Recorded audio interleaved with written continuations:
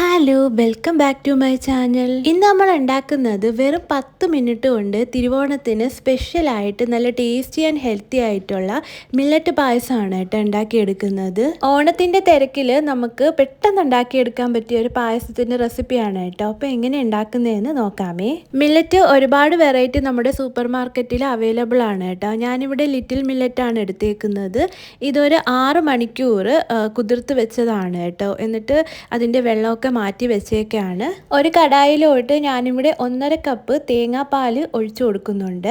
പിന്നെ 1.5 കപ്പ് പശുവിൻ പാൽ ഒഴിച്ചു കൊടുക്കുന്നുണ്ട് കേട്ടോ. നമ്മുടെ മില്ലറ്റിന് കുക്കായി വരാനായിട്ട് ഒരു 10 മിനിറ്റ് മതിയാവും. ഇതൊന്ന് തിളച്ച് വരുമ്പോഴത്തേക്കും നമുക്ക് അതിലോട്ട് മില്ലറ്റ് ഇട്ട് കൊടുക്കാം.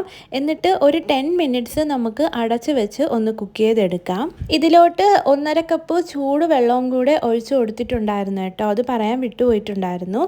അപ്പോൾ അതും കൂടെ ഒഴിച്ച് നമുക്ക് ഒന്ന് നല്ലതുപോലെ ഒന്ന് കുക്ക് ചെയ്തെടുക്കുന്നുണ്ട്. ഇനി നമുക്ക് ഇതിലേക്ക് ശർക്കരയാണ് വേണ്ടത്. ഞാനിവിടെ ഒരു 1/2 കപ്പ് ശർക്കര ഒരു പാത്രത്തിലോട്ട് ചെറുതായിട്ട് കട്ട് ചെയ്ത് വെച്ചിട്ടുണ്ട്.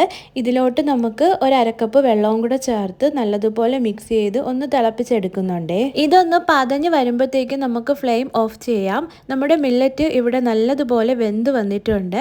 ഇനി നമുക്ക് ശർക്കരയും കൂടെ ഇതിലോട്ട് അരിച്ച് ഒഴിച്ചു കൊടുക്കുന്നുണ്ട്. ഇതെല്ലാം കൂടെ ഒന്ന് മിക്സ് ചെയ്തെടുക്കാം. എന്നിട്ട് നമുക്ക് ഇതിലോട്ട് 1 ടേബിൾ സ്പൂൺ പഞ്ചസാരയും കൂടെ ചേർത്ത് കൊടുക്കാം കേട്ടോ.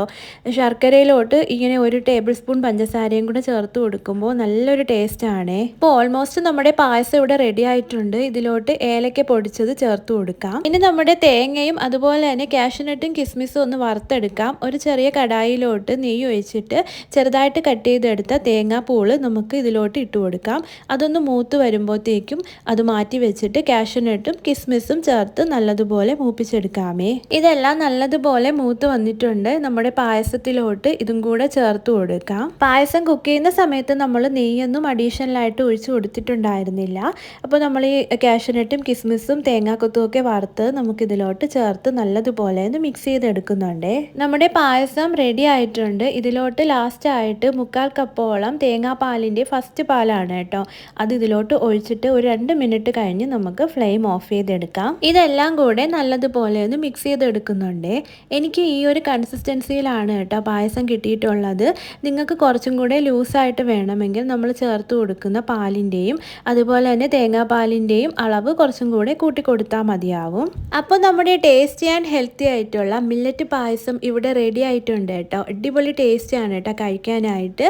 അപ്പോൾ നിങ്ങൾ എല്ലാവരും ഒന്ന് ട്രൈ ചെയ്ത് നോക്കണം. അപ്പോൾ നിങ്ങൾക്ക് എൻ്റെ വീഡിയോ ഇഷ്ടപ്പെടുകയാണെങ്കിൽ ലൈക്ക് ചെയ്യാനും സബ്സ്ക്രൈബ് ചെയ്യാനും ഷെയർ ചെയ്യാനും കമൻറ്റ് ചെയ്യാനും മറക്കല്ലേ. അടുത്തൊരു വീഡിയോ കാണുന്നവരെ ബൈ.